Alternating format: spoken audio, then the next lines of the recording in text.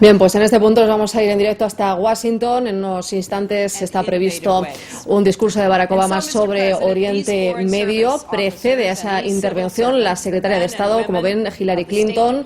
Obama va a anunciar un plan de ayudas económicas a los países árabes que han impulsado un cambio democrático. De momento escuchamos las palabras de lo que dice la secretaria de Estado, Hillary Clinton. En casi todos los países del mundo.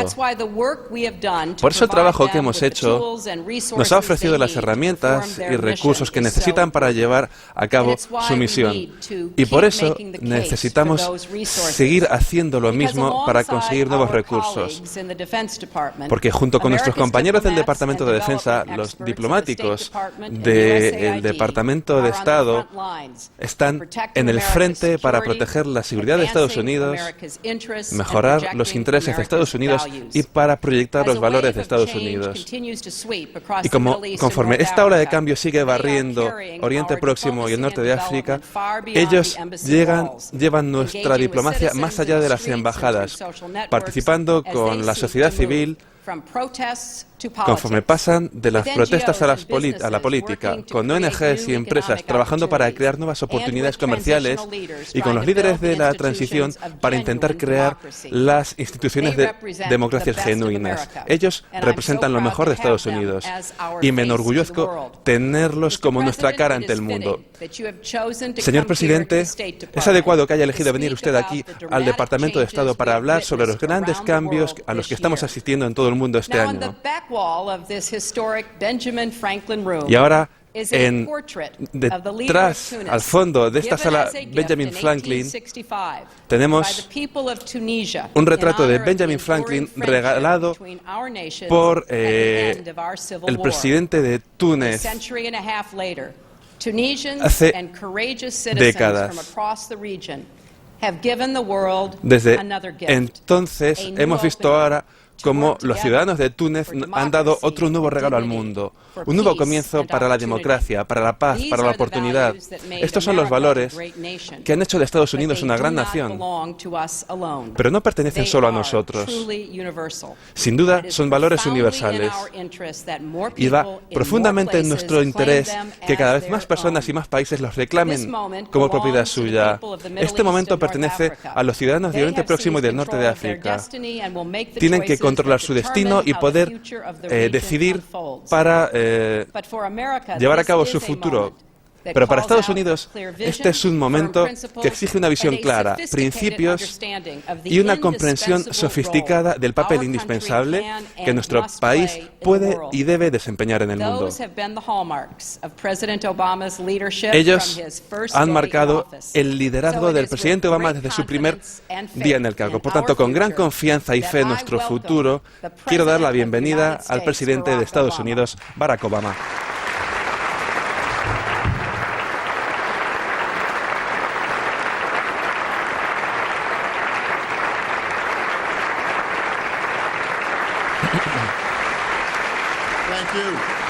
Gracias. Muchas gracias. Gracias a todos. Tomen asiento, por favor. Muchas gracias. Quiero comenzar dando las gracias a Hillary Clinton, que ha viajado tanto en estos últimos 6 meses, que está a punto de conseguir un nuevo récord, muchas millas de viajero frecuente. No puedo ver a Hillary todos los días, pero sé que es una de las mejores secretarias de Estado en la historia de nuestro país. El Departamento de Estado es un lugar adecuado para inaugurar un nuevo capítulo en la diplomacia de Estados Unidos. Durante 6 meses hemos asistido a un cambio extraordinario que está ocurriendo en Oriente Próximo y en el norte de África. Plaza por plaza, ciudad por ciudad, país por país, la ciudadanía se ha levantado para exigir los derechos humanos básicos. 2 líderes han dimitido. Muchos más podrían caer. Y aunque estos países podrían estar muy lejos de nuestras fronteras, sabemos que nuestro propio futuro está vinculado a esta región en materia de seguridad, de economía, también por la historia y también por la fe, por la religión. Hoy quiero hablar de este cambio, las fuerzas que lo han causado y cómo nosotros podemos responder de una forma que rinda homenaje a nuestros valores y que a la vez fortalezca nuestra seguridad. Ya hemos hecho mucho para cambiar nuestra política exterior tras una década que nos llevaron a 2 conflictos muy costosos. Tras años de guerra en Irak, sacamos a 100.000 soldados de Estados Unidos y acabamos con nuestra misión de combate allí. Y en Afganistán hemos acabado con el impulso del que disfrutaban los talibanes. Y en este mes de julio vamos a comenzar a devolver a nuestros soldados a casa y vamos a continuar con una transición para que los afganos controlen el poder. Y tras años de guerra contra Al-Qaeda y sus afiliados, hemos asestado un gran golpe a Al-Qaeda matando a su líder, Osama Bin Laden. Bin Laden era un asesino de masas que enviaba mensajes de odio y que insistía en que la gente de Oriente Próximo tenía que levantarse en armas contra Occidente. Él rechazó a la democracia y a los derechos individuales para los musulmanes y, al contrario, lo que hizo fue fomentar el extremismo. Se centró en lo que podía destruir, no en lo que podía se centró en lo que podía destruir y no en lo que podía construir. Bin Laden y su visión de asesinatos consiguió muchos adeptos, pero antes de su muerte, Al-Qaeda estaba perdiendo cada vez más importancia porque la gran mayoría de personas entendió que el asesinato de inocentes no respondía a sus necesidades para una vida mejor. En el momento en el que encontramos a Bin Laden, casi todo el mundo en la región veía a Al-Qaeda como un grupo que estaba cerca de su final. Y ellos querían controlar el futuro con sus propias manos. La historia de la autodeterminación comenzó hace 6 meses en Túnez, cuando un joven llamado Mohamed Bouazizi se sintió devastado cuando un policía le confiscó una de su tarjeta de identidad. Esto no es algo único, esto pasa muchas veces en muchos lugares del mundo. La tiranía de los gobiernos que niegan la dignidad de sus ciudadanos. Lo único que esta vez ocurrió una cosa distinta. Las autoridades locales rechazaron escuchar sus quejas. Una persona que nunca había actuado en política fue a la sede del gobierno provincial y se quemó a lo bonzo. Hay momentos en la historia en los que las acciones de personas individuales comienzan impulsos de cambio porque querían conseguir la libertad que han estado buscando durante años. Por ejemplo, en Estados Unidos, lo que ocurrió en Boston con aquellos que se negaban a pagar impuestos al rey. Pues ocurrió lo mismo en Túnez. Y este acto de desesperación tocó la desesperación que azotaba todo el país. Cientos de manifestantes salieron a las calles, luego miles. Y ante muchas veces las balas, rechazaron volver a su casa día tras día, semana tras semana, hasta que un dictador que llevaba en el cargo más de 2 décadas abandonó el poder. La historia de esta revolución y las que siguieron no nos debería sorprender. Los países de Oriente Próximo y el norte de África se ganaron la independencia hace mucho tiempo, pero en muchos lugares sus ciudadanos no consiguieron esa independencia. Y muchos países concentraron el poder en manos de unos pocos. En muchos países, un ciudadano como ese joven no tenía un sistema judicial para seguir su caso, no tenía medios independientes para darle voz, no tenía un partido político creíble que representase sus opiniones, no tenía unas elecciones libres y justas donde pudiese elegir a sus líderes. Y esta falta de autodeterminación, la oportunidad de hacer que tu vida sea lo que tú quieres, aplicó también a la economía de toda la región. Algunos países tienen el don del petróleo o del gas, que les ha conseguido mucha prosperidad, pero en una economía global basada en el conocimiento, en la innovación. Ninguna estrategia de desarrollo se puede basar únicamente sobre lo que podemos extraer del terreno. Tampoco la gente puede desarrollar así su potencial. Y ante estos retos, muchos líderes de la región intentaron dirigir las miradas de sus ciudadanos hacia otros lugares.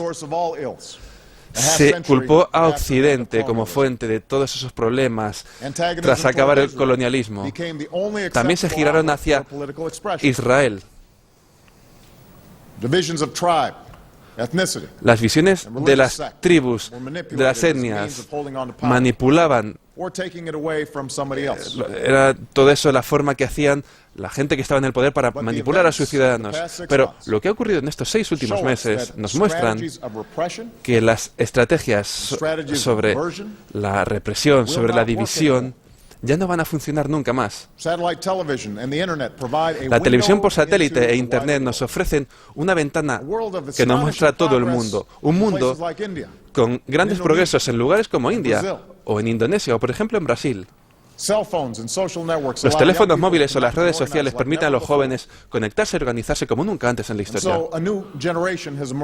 Por eso ha emergido de esta forma una nueva generación y sus voces nos dicen que no se les puede negar el cambio. En el Cairo escuchamos la voz de una madre joven que decía que por fin podía respirar aire limpio, aire libre por primera vez en su vida. En Saná escuchamos a estudiantes que decían que la noche tenía que terminar. En Benghazi hemos oído a un ingeniero decir que nuestras palabras son por fin libres. Es un sentimiento que no se puede explicar. En las mezquitas, en Damasco, hemos escuchado a una mujer que decía que tras el primer grito de rabia se siente dignidad. Y esos gritos de dignidad humana se están escuchando en toda la región. Y con esa fuerza moral de la no violencia, los ciudadanos de la región han conseguido más cambios en 6 meses que los terroristas han conseguido en décadas. Por supuesto, un cambio de esta magnitud no ha venido de forma fácil. En el día a día, en las comunicaciones constantes, la gente espera que la transformación de la región se lleve a cabo en unas semanas. Pero han sido necesarios años hasta llegar a este punto. En el camino habrá días buenos y días malos. En algunos lugares el cambio será rápido, en otros será más gradual. Y como ya hemos visto, el intento de cambio puede llevar a una gran lucha por el poder. La pregunta que tenemos ante nosotros es ¿qué papel va a desempeñar Estados Unidos conforme se desarrolle esta historia? Durante décadas, Estados Unidos ha tenido unos intereses claves en esa región: luchar contra el terrorismo, detener la expansión de armas nucleares, asegurar el libre flujo del comercio, defender la seguridad de Israel y conseguir la paz entre los árabes e Israel. Vamos a seguir haciendo esto, con la firme creencia de que los intereses de Estados Unidos no son hostiles a las esperanzas de estos ciudadanos. Al contrario, no queremos una carrera nuclear en la región, ni ataques brutales de Al-Qaeda. Queremos que la gente de todo el mundo vea cómo su economía no se viene abajo por un corte, por una escasez en materias energéticas. Vamos a seguir con nuestros compromisos con nuestros amigos y con nuestros socios. Pero tenemos que reconocer que una estrategia basada únicamente en ese objetivo estrecho de conseguir nuestros intereses no va a acallar esas voces hambrientas. Tenemos que estar a la altura de las aspiraciones de gente de a pie que creía durante mucho tiempo que Estados Unidos solo buscaba sus propios intereses. Y dada que esta desconfianza se da en los dos lados, Estados Unidos ha sufrido ataques terroristas que han matado a muchos de nuestros ciudadanos. Y no tener una estrategia adecuada puede alimentar esa espiral entre Estados Unidos y el mundo árabe. Y por eso, hace 2 años, en El Cairo, comencé un compromiso más amplio basado en los intereses mutuos y en el respeto mutuo. Lo creía entonces y lo creo ahora, que tenemos mucho en juego, no solo en la estabilidad de los países, sino también en la autodeterminación de las personas. El status quo no es sostenible. Las sociedades mantenidas por el miedo y la represión pueden ofrecer la ilusión de estabilidad durante un tiempo, pero se basan en aspectos falsos. Por eso nos enfrentamos a una oportunidad histórica. Tenemos la oportunidad de mostrar que los valores y la dignidad de Estados Unidos tienen mucho que ver con lo que ha ocurrido en Túnez y no con el dictador que había antes. Sin duda, Estados Unidos valora muy positivamente los cambios que fomenten la autodeterminación, la democracia y las oportunidades. Y sí, habrá momentos difíciles en este momento de esperanza. Pero durante décadas, tras ver cómo está esa región, tenemos que intentar conseguir algo nuevo. Por supuesto, al hacerlo, tenemos que proceder con un sentido de humildad. No es Estados Unidos quien ha sacado a la gente a la calle en El Cairo o en Túnez. Fue la propia gente la que lanzó estos movimientos. Y esa gente es la que, en último término, debe determinar su resultado. No todos los países tienen que seguir nuestra forma de representar la democracia. Y habrá momentos en los que nuestros intereses a corto plazo no se alineen perfectamente con cómo tiene que estar la situación a largo plazo en la región. Pero podemos y hablaremos para defender unos principios centrales, principios que han guiado nuestra respuesta a estos acontecimientos en los últimos 6 meses. Estados Unidos se opone al uso de la violencia y la represión contra la gente de esta región.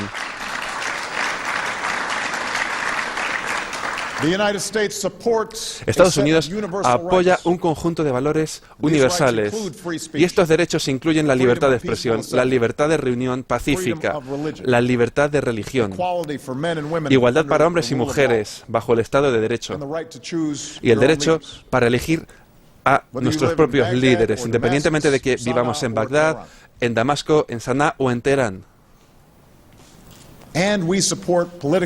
Y apoyamos las reformas políticas y económicas en Oriente Próximo y en el norte de África que puedan cumplir con las aspiraciones legítimas de los ciudadanos de a pie en toda la región. Nuestro apoyo a estos principios no tiene un interés secundario.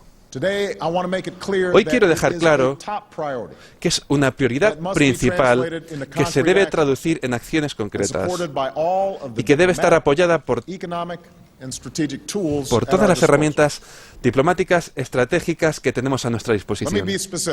Quiero ser más claro.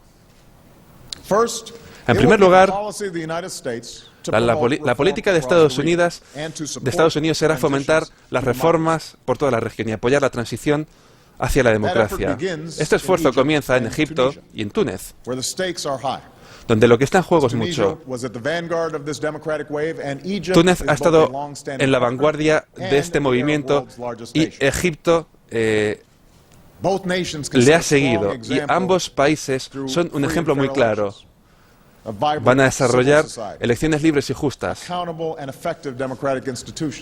a construir instituciones que rindan cuentas y que sean responsables. Y van a desempeñar su papel de liderazgo en toda la región. Pero nuestro apoyo también se tiene que ampliar a países donde tienen que comenzar esas transiciones todavía. Desafortunadamente, en muchos países, esas llamadas por el cambio no han sido respondidas nada más que por violencia. El ejemplo más extremo es Libia, donde Muammar Gaddafi lanzó una guerra contra sus propios ciudadanos, y prometió tratarles y aplastarles como ratas. Y lo que dije cuando Estados Unidos se unió a la coalición, dijimos que no podíamos evitar todas las injusticias perpetradas por el gobierno contra sus ciudadanos. Hemos aprendido por nuestra experiencia en Irak lo costoso y difícil que es intentar imponer un cambio de régimen por la fuerza, independientemente de la intención que tenga ese cambio de régimen. Pero en Libia hemos visto las perspectivas de unos asesinatos en masa y pedimos la acción de la comunidad internacional.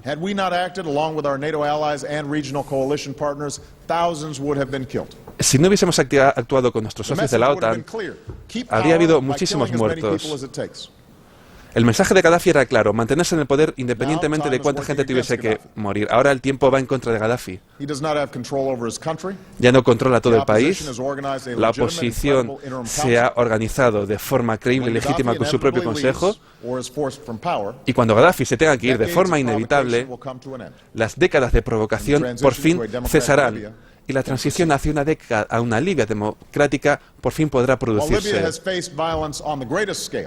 Libia está enfrentándose a la violencia a gran escala, pero no es el único lugar donde los líderes están intentando ejercer la represión para mantenerse en el poder. Siria también ha elegido ese camino de los asesinatos y los arrestos masivos ante sus ciudadanos. Estados Unidos ha condenado estas acciones y está trabajando con la comunidad internacional para aplicar sanciones al régimen sirio, incluyendo sanciones tal y como anunciamos ayer para el presidente Al-Assad y a la gente que le rodea. El pueblo sirio ha mostrado su valor a la hora de pedir una transición hacia la democracia. El presidente Assad tiene que elegir. Puede liderar esa transición o quitarse del camino.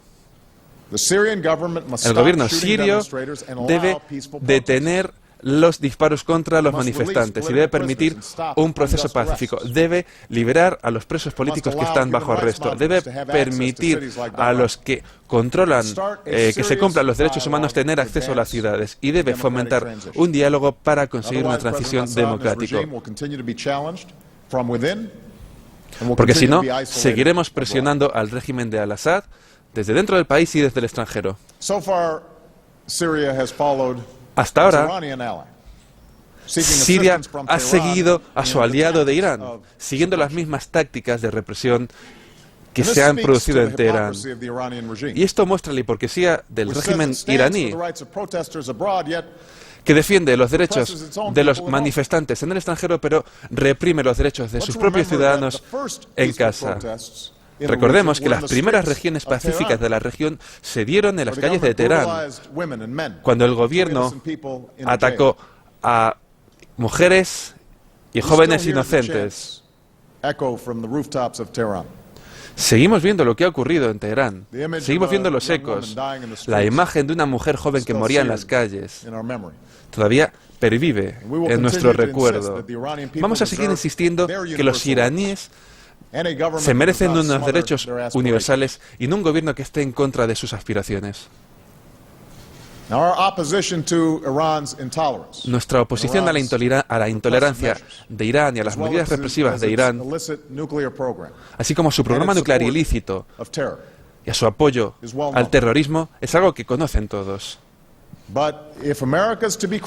Pero si Estados Unidos quiere ser creíble, debemos reconocer que en un momento en el que nuestros amigos en la región no han reaccionado todos a esas demandas de un cambio consistente,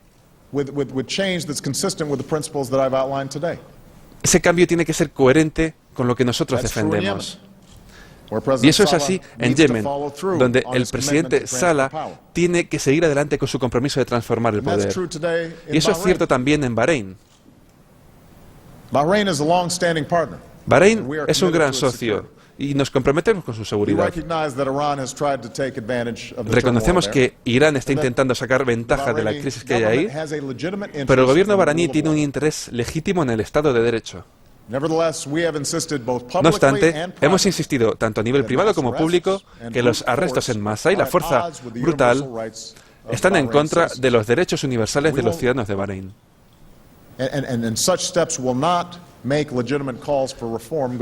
Y esas medidas no van a permitir que esas reformas salgan de forma legítima. La única forma es que el gobierno y la oposición dialoguen. Y no puede haber un diálogo cuando parte de la oposición pacífica está encarcelada.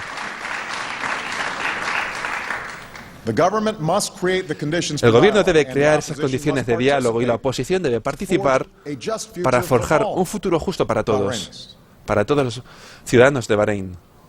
De hecho, una de las mayores lecciones que tenemos que aprender aquí es que las divisiones sectarias no tienen que acabar en conflicto.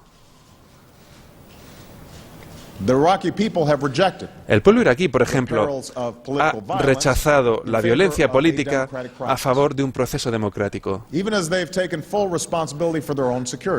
Ahora asumen toda la responsabilidad por su propia seguridad. Por supuesto, como todas las nuevas democracias, sufrirán algunos reveses, pero Irak está determinada a desempeñar un papel clave en la región si continúa con su proceso pacífico. Y si lo hacen, estaremos orgullosos de estar a su lado como socios. Por eso, en los próximos meses, Estados Unidos debe utilizar toda su influencia para fomentar las reformas en la región. Aunque reconozcamos que todos los países son distintos, debemos hablar de forma honesta sobre los principios en los que creemos. Nuestro mensaje es sencillo. Si asumen los riesgos que implican las reformas, tendrán todo el apoyo de Estados Unidos. También tenemos que comprometernos más allá de los líderes para llegar a la gente que dan forma al futuro, sobre todo los jóvenes. Vamos a seguir haciendo buenos los compromisos que dimos por válidos en el Cairo. Fomentar la educación, la cooperación, la ciencia, la tecnología, luchar contra las enfermedades. En toda la región queremos ofrecer ayuda a la sociedad civil, incluyendo aquellos que dicen verdades incómodas. Y vamos a utilizar la tecnología para conectarnos y escuchar las voces de los ciudadanos.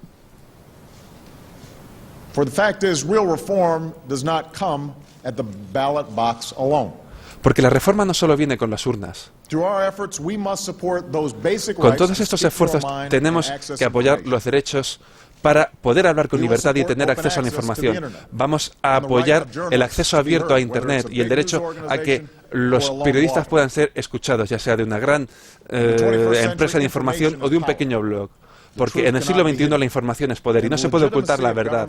Y la legitimidad de los gobiernos dependerá en último término de unos ciudadanos activos e informados. Y este discurso abierto es importante, incluso si lo que se diga no encaja con nuestra propia visión del mundo. Quiero ser claro, Estados Unidos respeta el derecho de todas las voces pacíficas, aunque no estemos de acuerdo con ellos. Y en ocasiones estamos muy en desacuerdo con ellos.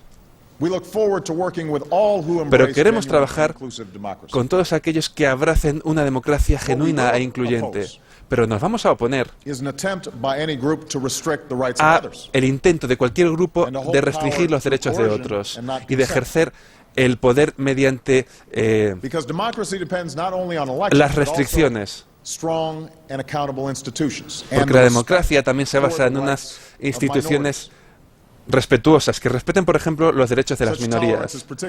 Esta tolerancia es sobre todo muy importante cuando se trata de la religión. En la Plaza Tahrir escuchamos a egipcios cantar todos juntos, musulmanes, cristianos, somos todos uno. Y Estados Unidos quiere que este espíritu prevalezca, que se respete a todas las religiones y que se tiendan puentes entre ellas. En una región que fue el lugar de nacimiento de 3 de las religiones del mundo, la intolerancia solo puede implicar sufrimiento. Y para que esta temporada de cambio tenga éxito, los cristianos coptos tienen que poder expresarse en el Cairo, por ejemplo. Y lo que es cierto para las minorías religiosas también lo es cierto para los derechos de la mujer. La historia nos muestra que los países son más prósperos y más pacíficos cuando las mujeres están en el poder. Por eso vamos a seguir insistiendo que los derechos universales también se apliquen a las mujeres, al igual que a los hombres, ayudando a los hijos a la salud materna, ayudando a las mujeres a enseñar, a iniciar un negocio, defendiendo los derechos de las mujeres para que se les escuche, para que puedan presentarse a cargos políticos. La región nunca alcanzará su potencial total cuando la mitad de su población no se le permite desarrollar su potencial total.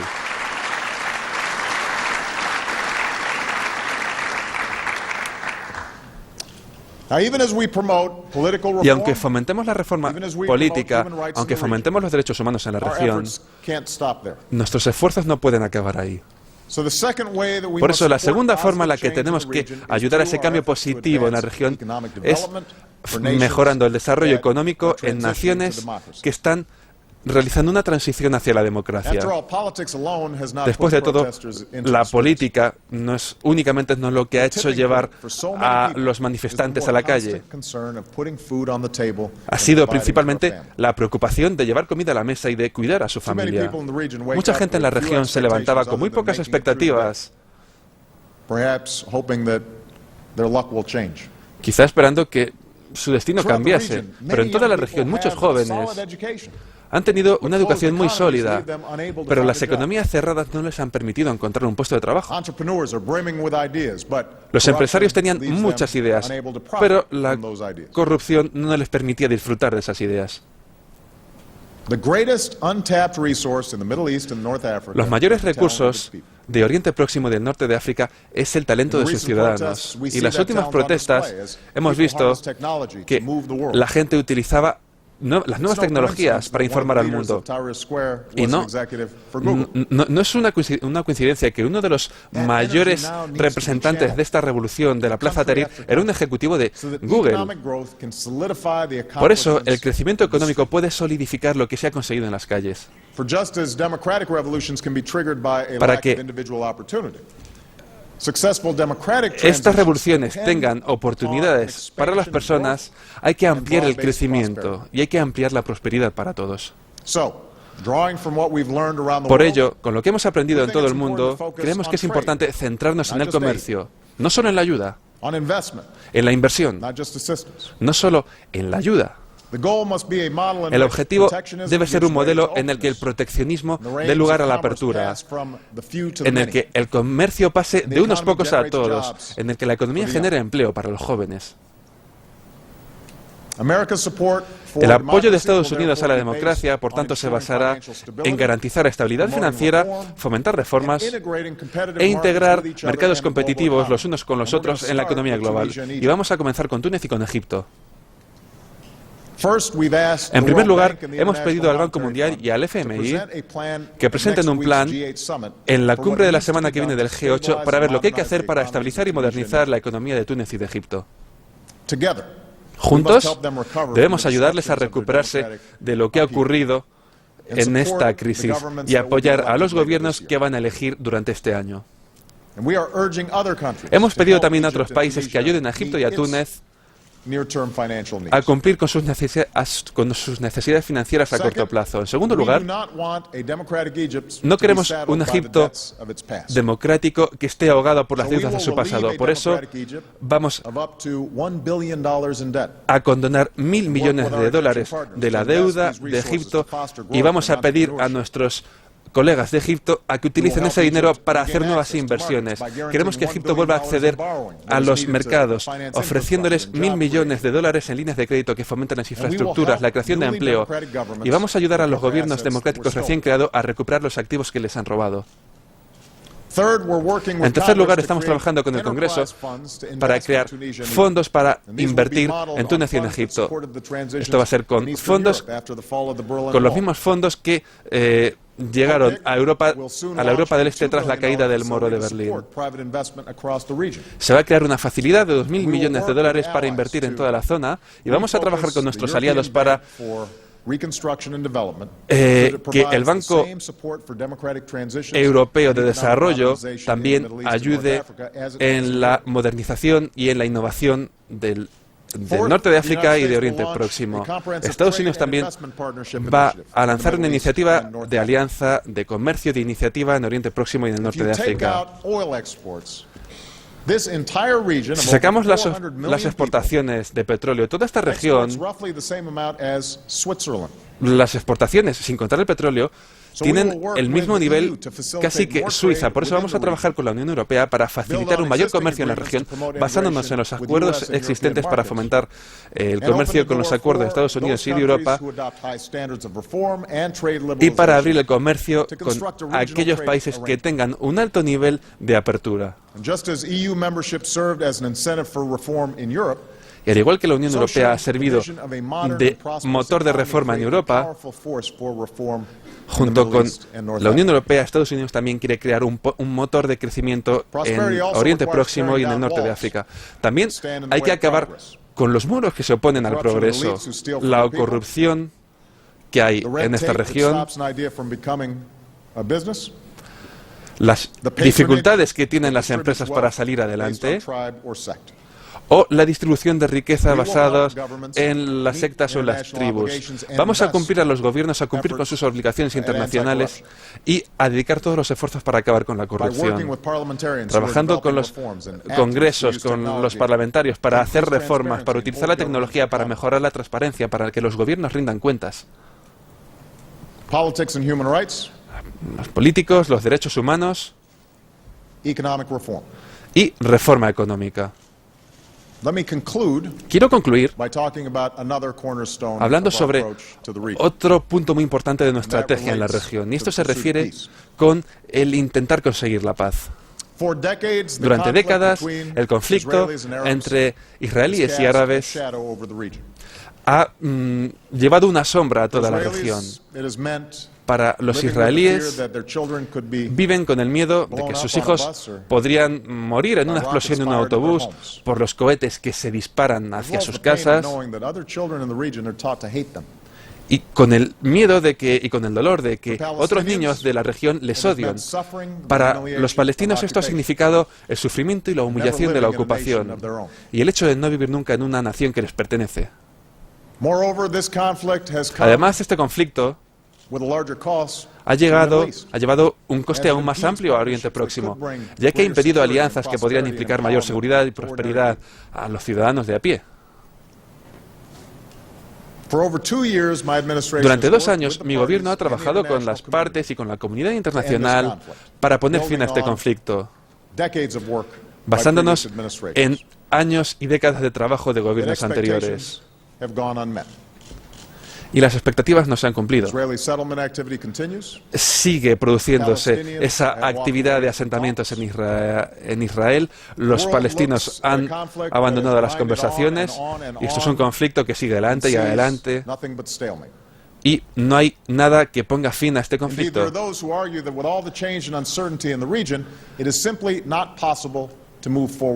Hay muchos que dicen que no es posible seguir adelante. Yo no estoy de acuerdo con eso. En un momento en el que los ciudadanos de Oriente Próximo y el norte de África están acabando con las cargas que tenían en el pasado, conseguir una paz duradera que acabe con el conflicto es algo más urgente que nunca. Y eso es algo cierto para las dos partes que participan en este conflicto. Para los palestinos, los esfuerzos para deslegitimizar a Israel va a acabar en fracaso.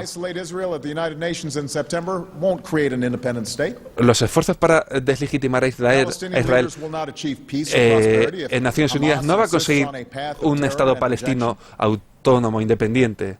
Al igual que en Israel, los palestinos nunca van a conseguir su independencia negando el derecho de existir a Israel. Y para Israel, nuestra amistad tiene unas raíces muy basadas en nuestra historia y nuestros valores comunes. Nuestro compromiso con la seguridad de Israel es algo inquebrantable. y les defenderemos de las críticas que puedan recibir en los foros internacionales. Pero precisamente debido a nuestra amistad, es importante que digamos la verdad. El status quo es insostenible y también Israel debe actuar rápidamente para conseguir una paz duradera. El hecho es que cada vez más palestinos van al oeste del río Jordán. Cada vez la tecnología va a hacer más difícil que Israel se defienda. Y todo esto puede llevar al populismo, donde millones de personas, no solo una o dos personas, todo esto en definitiva tiene que creer que la paz es posible. Toda la comunidad internacional se encuentra inmersa en un proceso que al final no tiene un resultado claro. El sueño de un Estado judío libre y seguro no puede darse con una ocupación permanente. En último término, son los israelíes y los palestinos los que tienen que llevar a cabo las acciones. Nadie les puede imponer la paz, ni Estados Unidos, ni nadie más.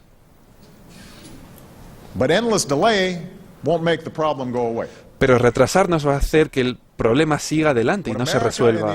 Y lo que Estados Unidos y la comunidad internacional puede hacer es decir sinceramente lo que todo el mundo sabe.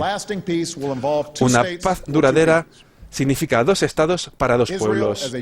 Israel como Estado judío y la tierra del pueblo judío, y el Estado de Palestina como la tierra del pueblo palestino. Cada estado con autodeterminación, con reconocimiento mutuo y en paz.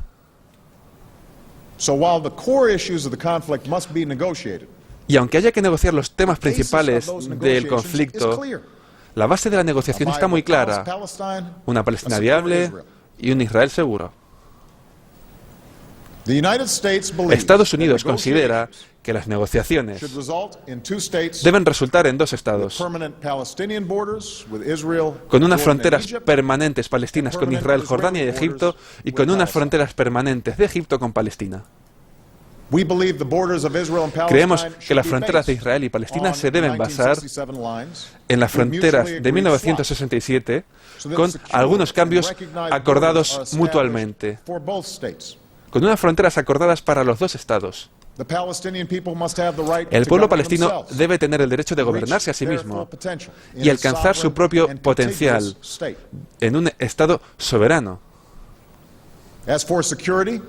Y en lo que se refiere a la seguridad, todos los países tienen el derecho de la autodefensa, e Israel debe tener el derecho de autodefenderse por sí misma ante cualquier amenaza. También hay que intentar evitar la insurgencia del terrorismo para evitar la infiltración de armas y ofrecer una seguridad fronteriza efectiva.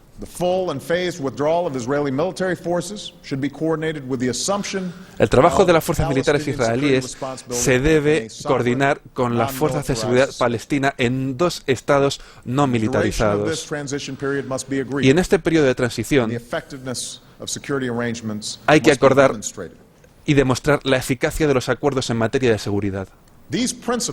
Estos principios suponen la base para llevar a cabo las negociaciones. Los palestinos deben saber que la frontera territorial de su Estado lo deben conocer, e Israel deben tener en cuenta que se va a respetar sus preocupaciones en materia de seguridad. Sé que estas medidas únicamente no van a resolver el conflicto,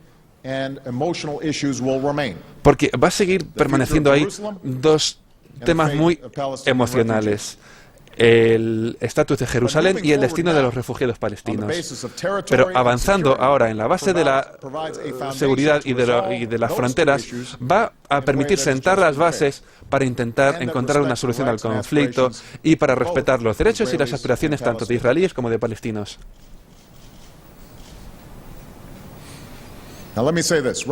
Y permítame decir esto: reconocer que hay que comenzar las negociaciones con el tema del territorio y la seguridad no significa que vaya a ser fácil volver a sentarse en la mesa. Sobre todo, el último anuncio de un acuerdo entre Fatah y Hamas suscita preguntas legítimas para Israel. ¿Cómo puede negociar uno con un país que no reconoce tu derecho de existir? Y en los próximos meses y semanas, los líderes palestinos deberán proporcionar una respuesta creíble y clara a esta pregunta. Mientras tanto, Estados Unidos, los socios del cuarteto y los estados árabes deberán seguir haciendo todos los esfuerzos posibles para intentar aprovechar el impulso actual. Sé lo difícil que va a ser esto. Las sospechas y la hostilidad se ha ido transmitiendo generación tras generación y se ha ido endureciendo con el paso del tiempo. Pero estoy convencido de que la mayoría de israelíes y palestinos prefieren mirar al futuro en lugar de estar atrapados en el pasado. Hemos visto este espíritu en un padre israelí cuyo hijo fue asesinado por Hamas, que creó una organización entre palestinos e israelíes. Ese padre dijo que cada vez se va dando más tiempo de que la única esperanza para el progreso es reconocer que hay que acabar con este conflicto. Lo hemos visto en las acciones de los palestinos que han perdido 3 hijas en la franja de Gaza. Tengo el derecho de estar enfadado. Mucha gente esperaba que mostrase mi odio. Y mi respuesta es que no tengo odio. Lo que tengo es esperanza por el mañana. Esa es la elección que tenemos que hacer. No solo en el conflicto entre Palestina e Israel, sino en toda la región. Elegir entre el odio y la esperanza. Entre el pasado y la promesa del futuro. Es una elección que tienen que hacer los líderes, pero también los ciudadanos.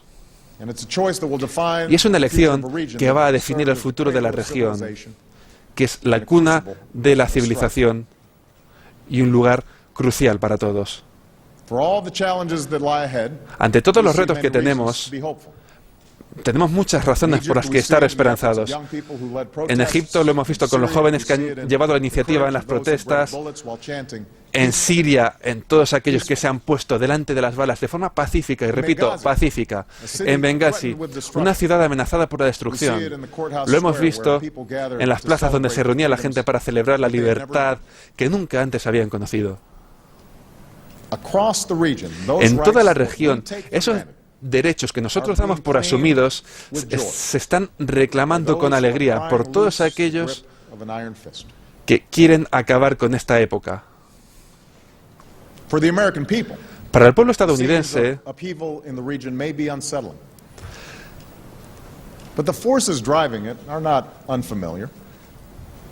estos lugares pueden estar distantes, pero los valores que expresan sí que no son familiares. Nosotros nos basamos rebelándonos contra un imperio.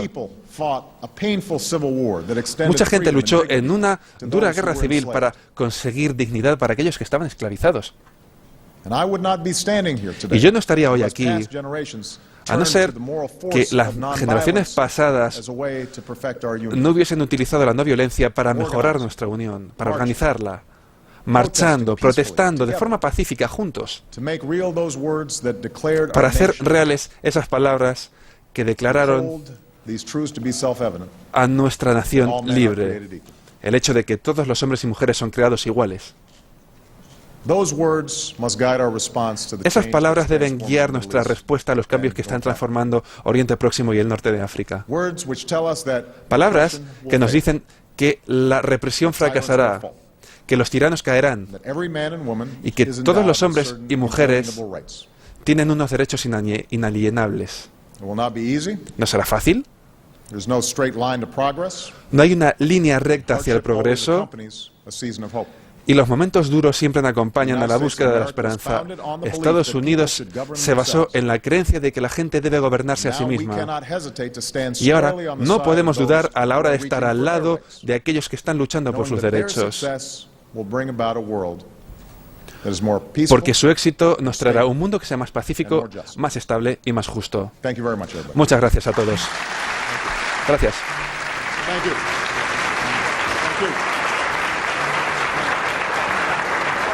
Bueno, ha sido el discurso de Barack Obama, del presidente de Estados Unidos, en el Departamento de Estado, un discurso en el que ha trazado su estrategia para el norte de África y para Oriente Próximo, para el conflicto entre israelíes y palestinos. Barack Obama ha dicho que Estados Unidos apoya el proceso de reformas y la estabilidad financiera en esos países. Para eso ha anunciado una serie de medidas como el perdón de la deuda a Egipto de $1.000 millones o unas facilidades financieras de $2.000 millones para invertir en Túnez y en Egipto. Ha terminado su intervención hablando sobre el conflicto entre israelíes y palestinos. Ha dicho que son necesarios dos estados con reconocimiento mutuo y en paz, una Palestina viable y un Israel seguro. Bueno, pues vamos a analizar ahora este discurso de